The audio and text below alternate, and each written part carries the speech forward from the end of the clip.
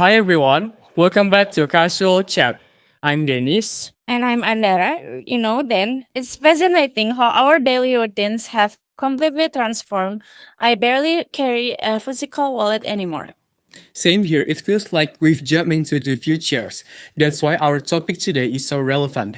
There's no denying that e-money is the future of how people live these days. Because it really helps people to make transactions more quickly and easily. Yes, I agree. For those who might not be familiar, e-money is essentially an electronic payment tool where money is stored on a specific electronic medium. I mean, just look at the news. The adoption of a system like Furies in Indonesia has been massive, used by tens of millions of times. It makes everything faster, safer, and transactions are automatically recorded. But it's not without the controversies. But there are some people who still disagree with Greece, including the United States.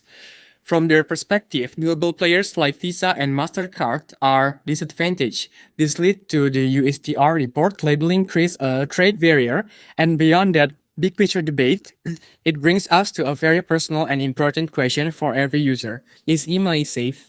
That's the core of it, isn't it? That's absolutely true. There are still some people who though it's security. So today we're asking security risk in e-money, myth or reality, and to help us answer that, we have four speakers with us today to share their views. Honestly, I think e-money is safer than people assume. With Curious, for example, all the transactions are encrypted and everything is monitored by Bank Indonesia. You don't need to worry about carrying cash around anymore. And no system is 100% perfect, but compared to traditional payments, this is a big step forward. A regulated system is key, but regulation needs enforcement. Reina from OJK, how do you ensure safety on your end? Yeah, I totally agree with Arian. At Logica, we make sure the providers are listen and follow strict rules. But here's the thing, security always depends on the user. If you keep your PIN, OTP safe, and then click random links, you are basically protected. The technology is there, but people always need to be smart when they use it. That's a crucial point about shared responsibility, but theory can be different from practice. Salman, can you tell us about your experience? Well, I get the point, but from my side, it's not that simple. I lost my money because I clicked a fake link that exactly looked like a real one. Within a minute, my balance was gone. So the system might be good on paper, but in real life, people like me still fall into the trap. That sounds stressful. Thank you for sharing it, Salman. It seems this is a common fear. Fadli, did you have a similar encounter? Same here. I got tricked by someone pretending to be a customer service.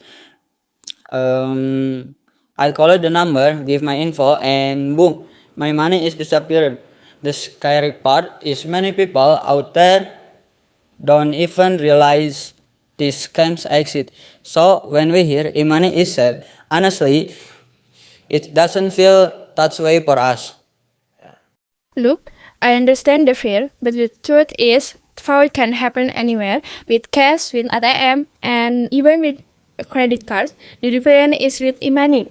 There are clear regulations and easier ways to track suspicious transaction. Yeah, but when people lost money, they don't always get it back. That's the frustrating part. True, Salman. I think there should be a quicker way to report scams directly in the app, so user can protect their money right away. Yeah, that's why education is so important. Bank Indonesia and OJK are campaigns about digital safety. If people know the tricks scammers use, they can avoid them. And the system itself is strong. It's just about helping users become stronger too. Wow, thank you all for the speakers for such a lovely discussions. So we've heard both sides clearly. So Andara and I have already noted down the key points. On one hand, the system itself is robust and regulated, but on the other hand, there are people who can be devised because of e-money. After the discussion, We know e-money offers great convenience and strong regulation, as Arin and Reina mentioned.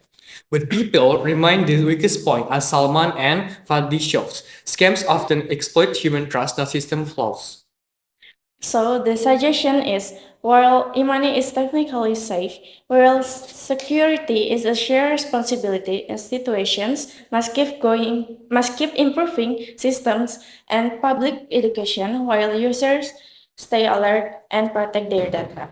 Right? E-money is shaping our future. We just need to use it wisely.